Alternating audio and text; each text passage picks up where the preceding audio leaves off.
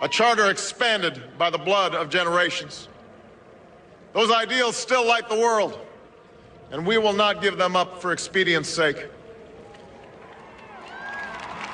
And so, to all the other peoples and governments who are watching today, from the grandest capitals to the small village where my father was born, know that America is a friend of each nation and every man, woman, and child who seeks a future of peace and dignity, and we are ready to lead once more.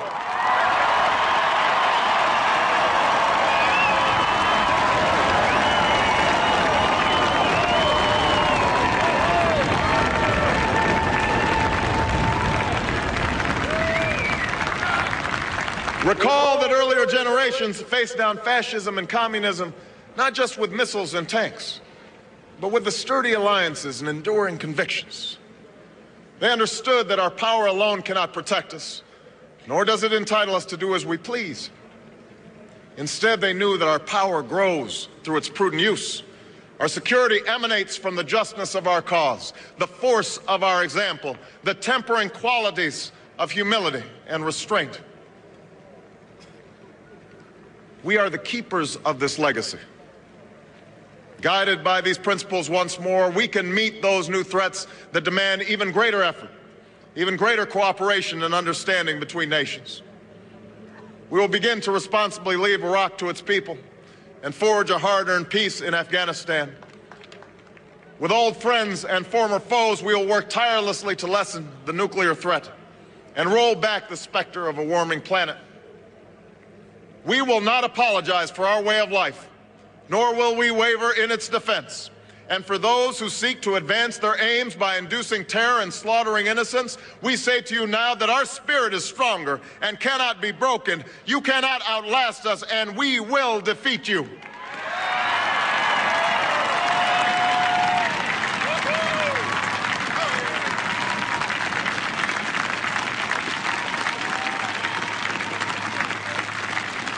For we know that our patchwork heritage is a strength, not a weakness.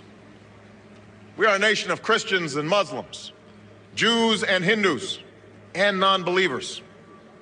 We are shaped by every language and culture, drawn from every end of this earth. And because we have tasted the bitter swill of civil war and segregation and emerged from that dark chapter stronger and more united, we cannot help but believe that the old hatreds shall someday pass, that the lines of tribes shall soon dissolve, that as the world grows smaller, our common humanity shall reveal itself, and that America must play its role in ushering in a new era of peace.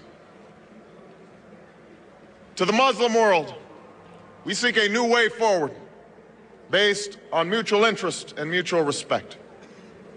To those leaders around the globe who seek to sow conflict or blame their society's ills on the West, know that your people will judge you on what you can build, not what you destroy. To those who cling to power through corruption and deceit and the silencing of dissent, know that you are on the wrong side of history, but that we will extend a hand if you are willing to unclench your fist. To the people of poor nations, we pledge to work alongside you to make your farms flourish and let clean waters flow, to nourish starved bodies and feed hungry minds.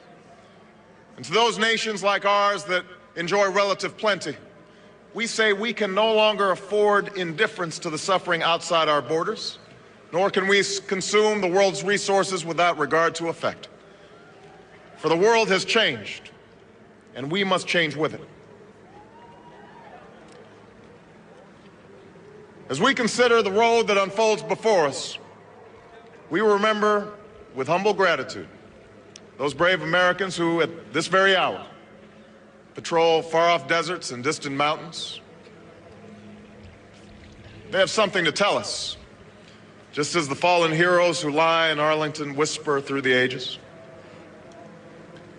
We honor them not only because they are the guardians of our liberty, but because they embody the spirit of service, a willingness to find meaning in something greater than themselves.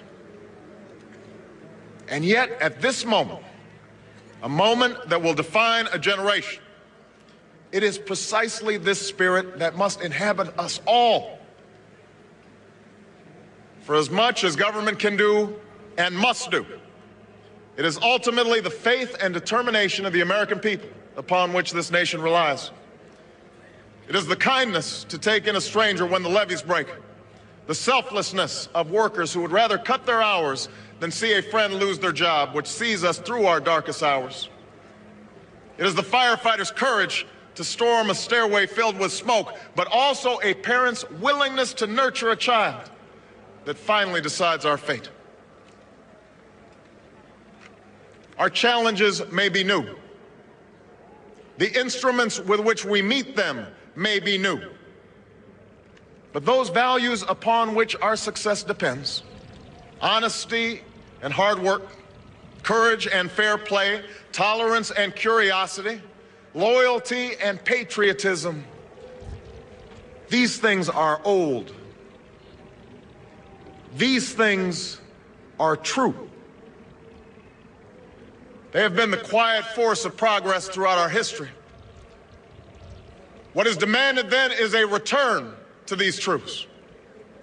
What is required of us now is a new era of responsibility, a recognition on the part of every American that we have duties to ourselves, our nation, and the world, duties that we do not grudgingly accept, but rather seize gladly, firm in the knowledge that there is nothing so satisfying to the spirit, so defining of our character, than giving our all to a difficult task. This is the price and the promise of citizenship. This is the source of our confidence, the knowledge that God calls on us to shape an uncertain destiny. This is the meaning of our liberty and our creed, why men and women and children of every race and every faith can join in celebration across this magnificent mall, and why a man whose father less than 60 years ago might not have been served at a local restaurant can now stand before you to take a most sacred oath.